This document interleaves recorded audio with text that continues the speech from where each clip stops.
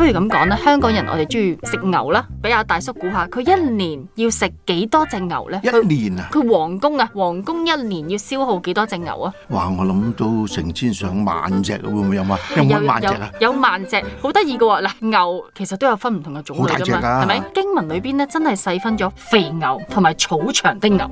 肥牛咧就3650斤磅噶啦，頭先你話幾千隻啦，係咪？草場的牛咧7300隻，一年皇宮消耗就係講牛啫，都超過1萬。講開好笑嘅，我姐姐好中意打邊爐嘅，咁啊同姐夫兩個咧就時時咧就去打邊爐。佢話我哋一年落嚟都食到半隻牛㗎，兩公婆喎。當然啦，而家講緊呢一個成萬隻牛，佢真係好唔同啊！咁梗係唔係所羅門自己一個人成萬幾隻牛，係講緊佢成個皇宮。不過佢中意咁鋪排，我相信佢少啲都唔得喎。雖然佢個胃都係咁細，但係佢養住好多人啊嘛，嗰啲人都要食牛㗎嘛。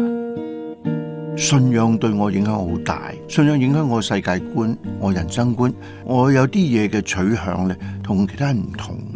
所以有啲同學咧就會覺得啊，你好地地啊，你讀書幾好啊，點解你揀條咁嘅路咧？點樣嘅路咧？佢覺得即係佢覺得唔會又賺到好多錢啦，冇咩地位噶啦咁。的確咧，我嘅同學當中有好多做嘢好成功嘅，都係做到副手啊，或者係副總裁啊嗰啲咁樣嘅地位。我羨慕嘛，人哋有成就啊，我唔好妒忌啊，我好羨慕噶。但係我又諗下，係咪我因為我懶唔爭取，以至到我比唔上人呢？抑或我自己知道我做緊啲咩嘢，我知道我走條咩路，以至到我會感受到嗰種滿足呢？相對於空虛感呢，我嘅滿足呢比較多啦。